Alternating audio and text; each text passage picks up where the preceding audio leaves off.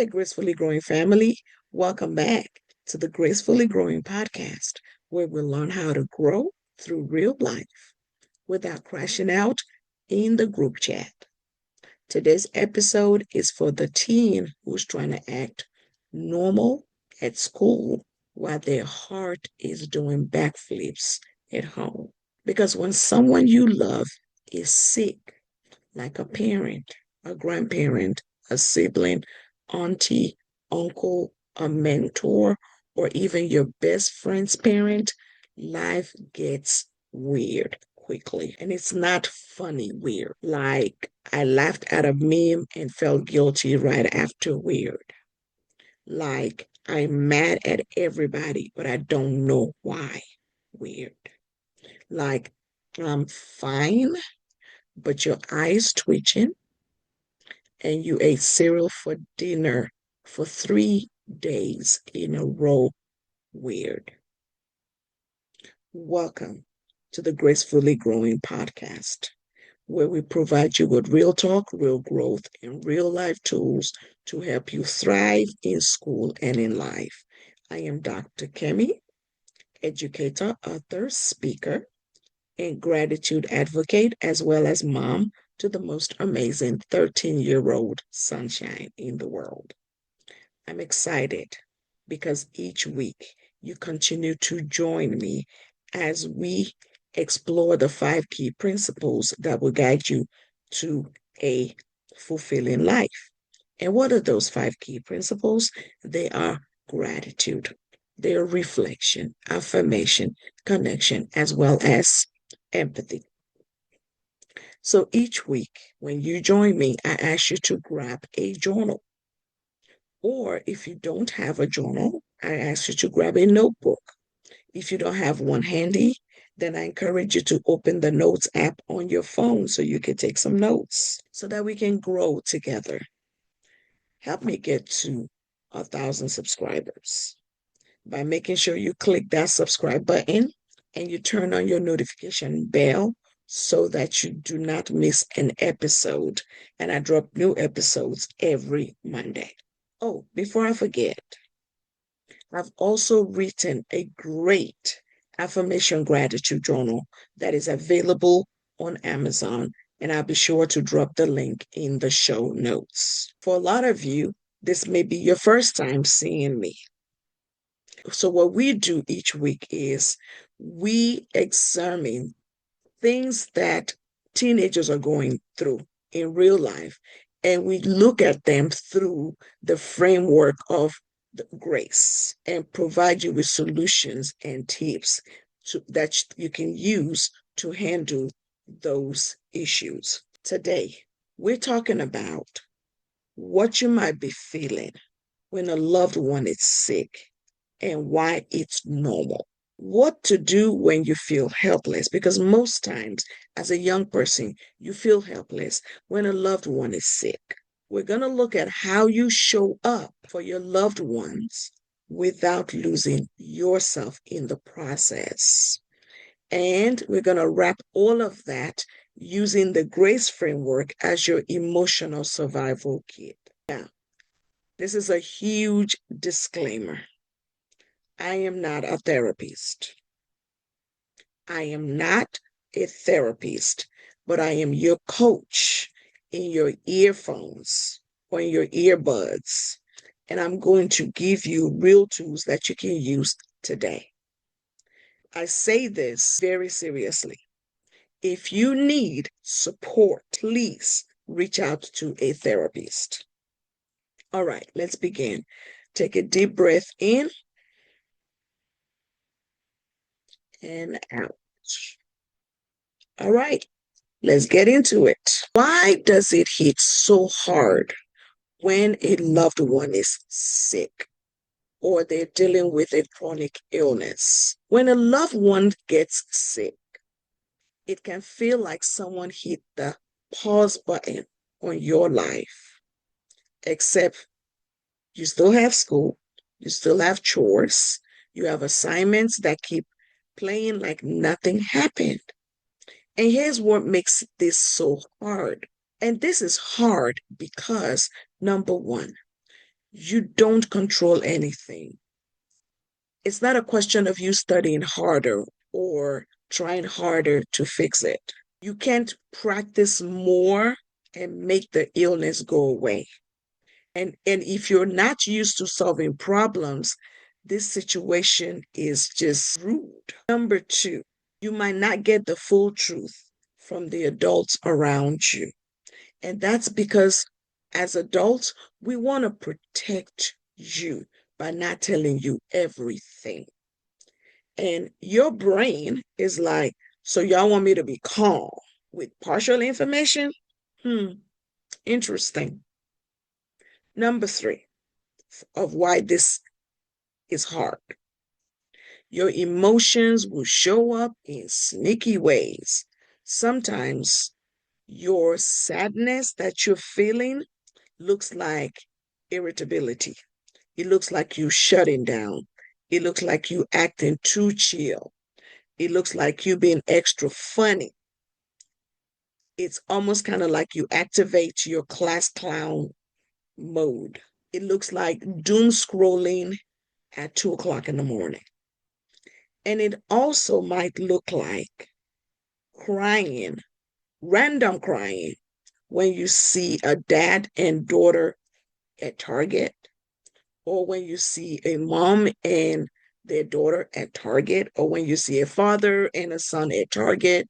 So that emotion just comes and it hits you like a ton of bricks. Number four, when guilt enters the equation, you start to feel guilty for being happy, being annoyed, wanting attention, not wanting to talk, not visiting your loved ones enough, and not knowing what to say to them. Let me free you right now, right this moment. Your feelings are not wrong. They are signals, they are human, and they are absolutely allowed. So let's make this really real. I'm going to give you 3 examples of how emotions might show up for you in real life. So let's translate everything that I just said into real life scenarios. And I'm going to provide you with 3 scenarios. Scenario number 1, I'll call this the hospital whiplash.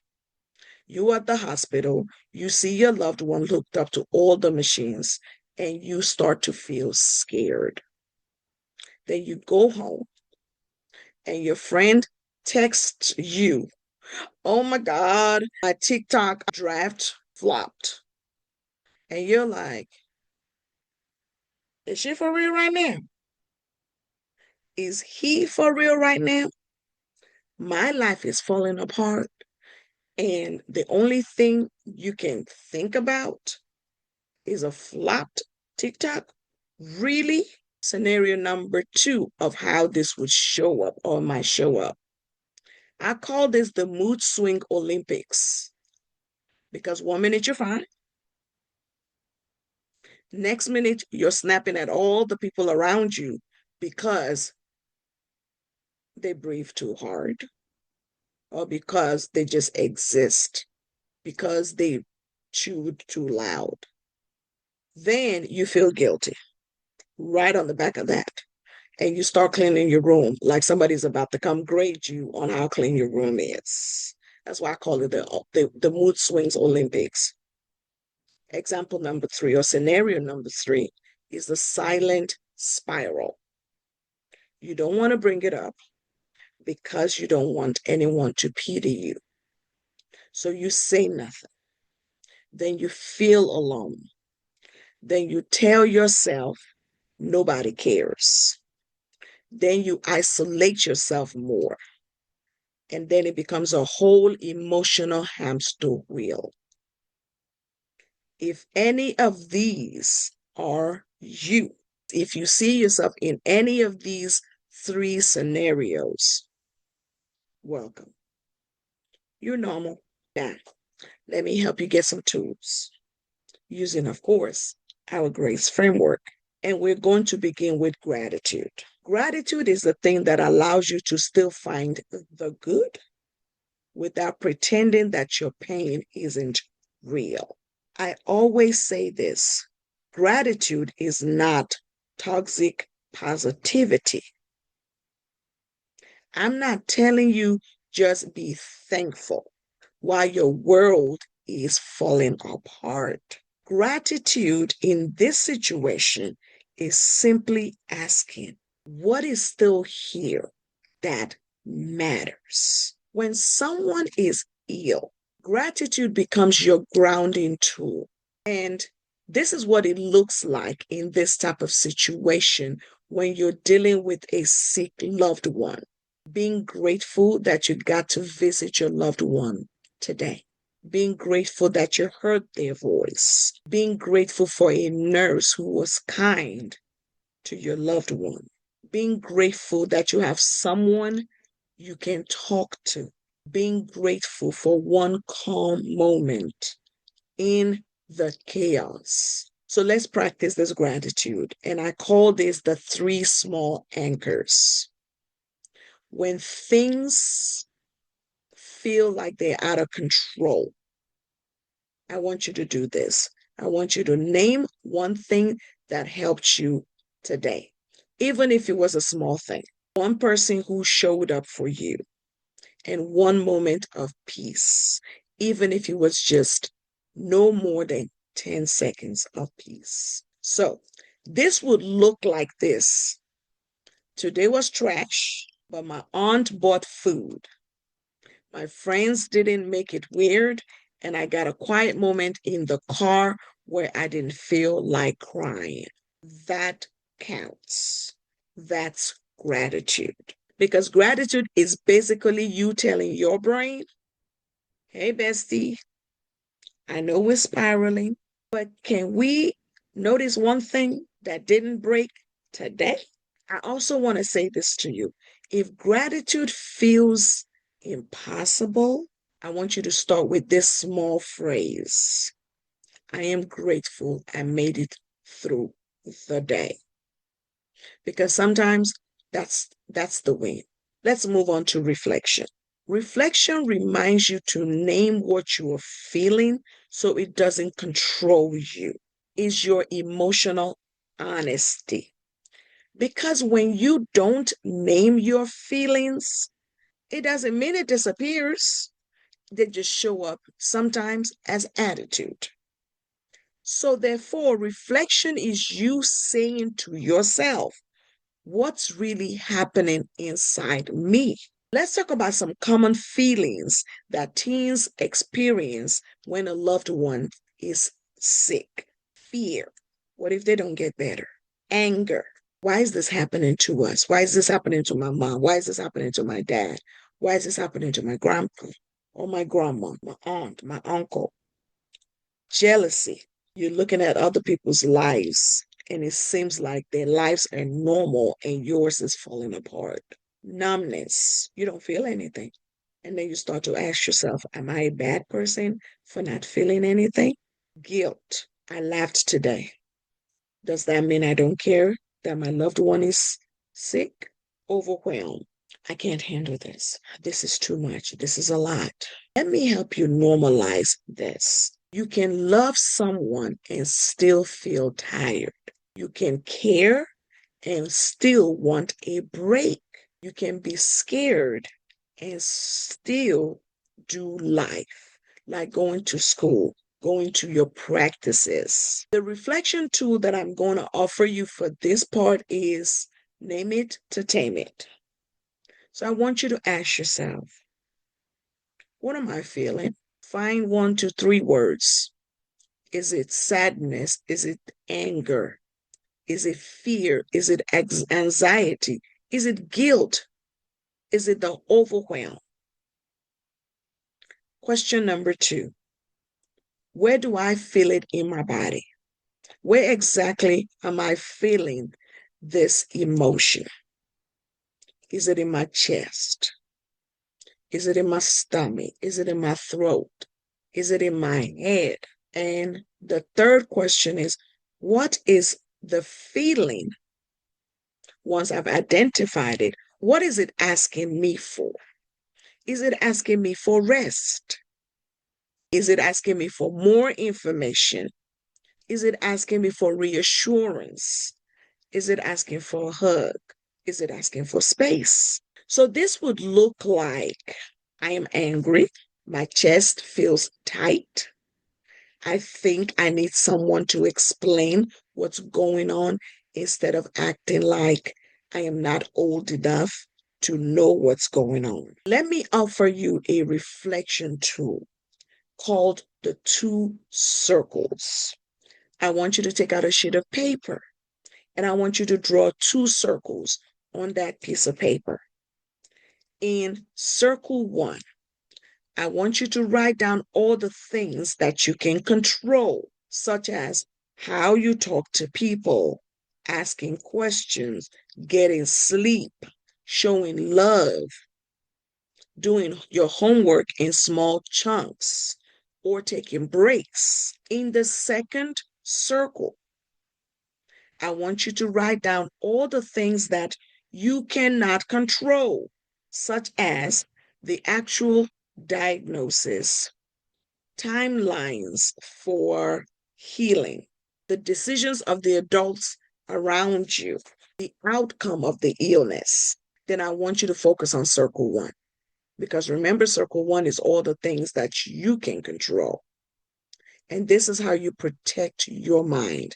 This is how you protect your peace. Affirmation reminds you to talk to yourself like someone you love.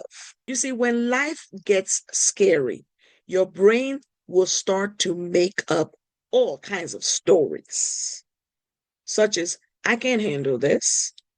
I'm alone. It's going to get worse. If I'm not perfect, then I'm failing my family. Here's the thing about affirmations. They are not magic spells. They are mental discipline.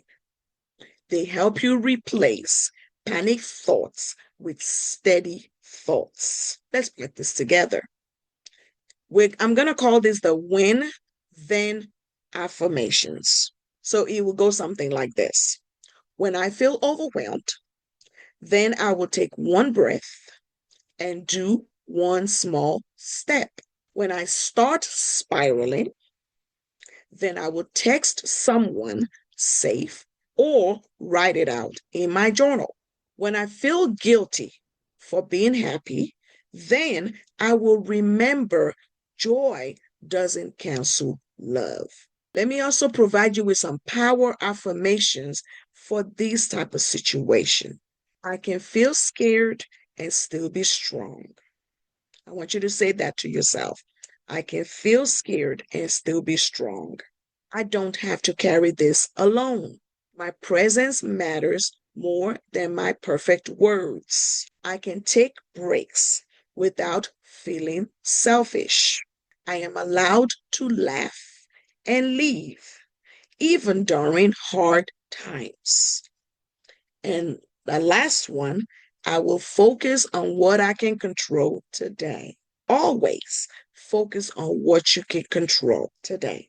So this would look like if you're in class and your mind is racing.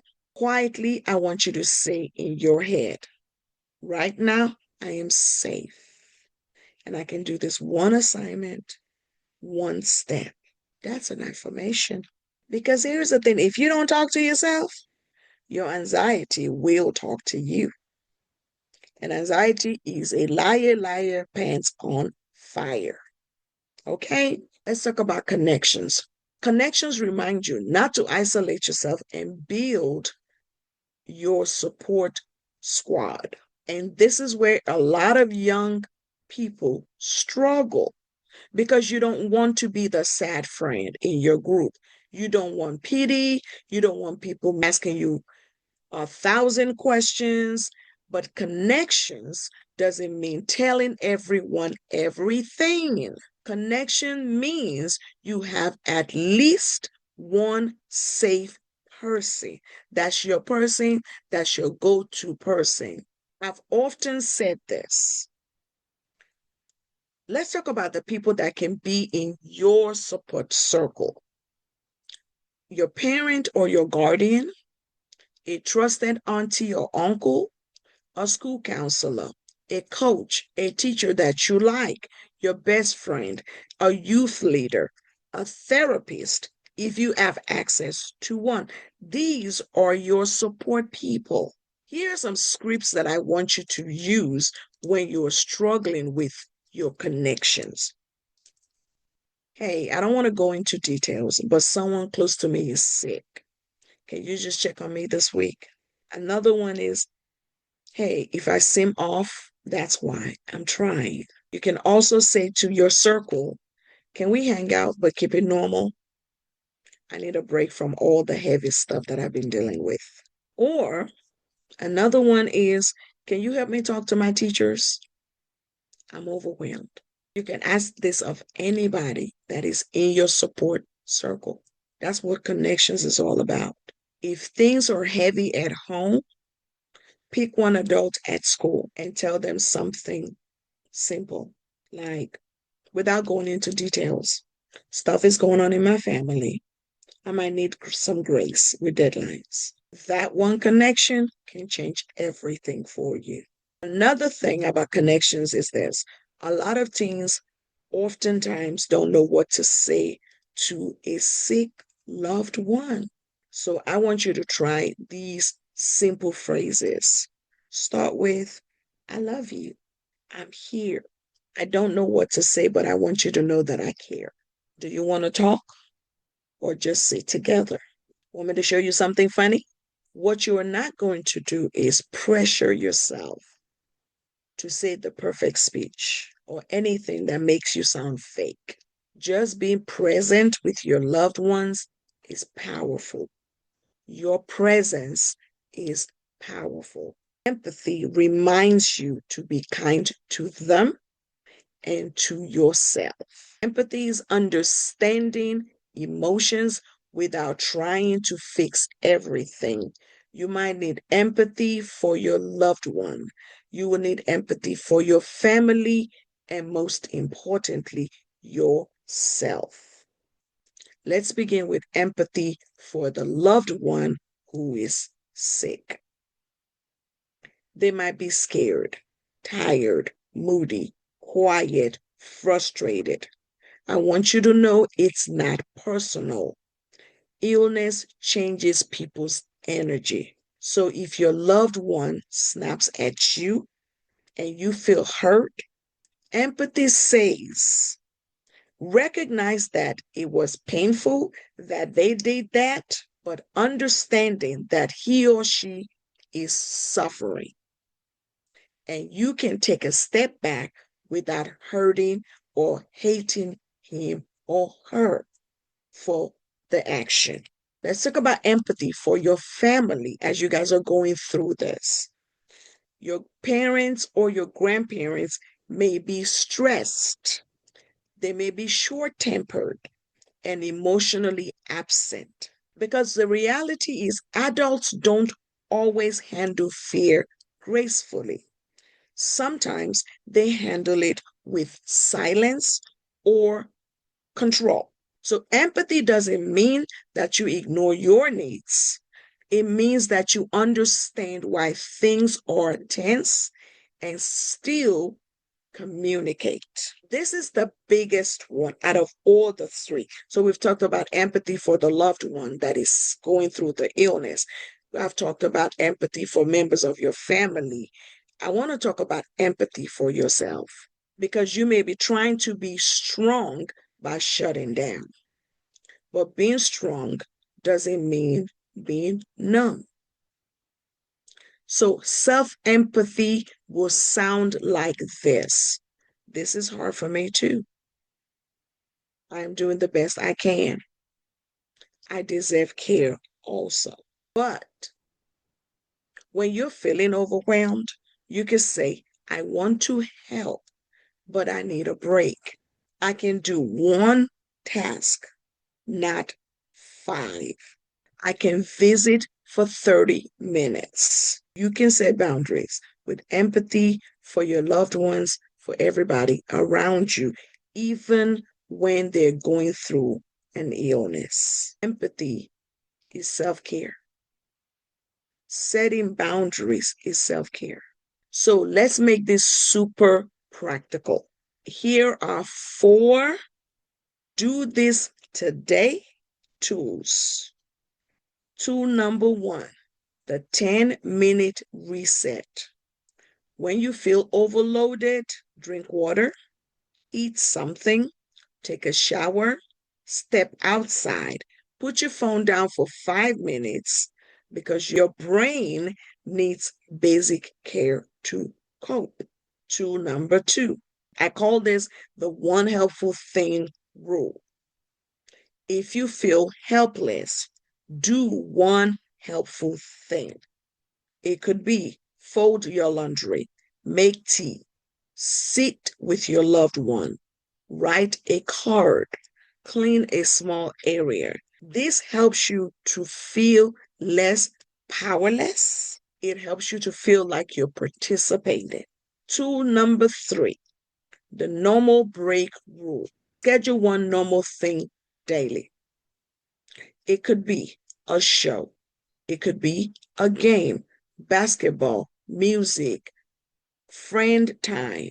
Know that you are not being disrespectful if you do this. It's survival. You're just trying to survive. Tool number 4, the question list. If adults are not telling you much, write down these questions. What does the doctor say the plan is?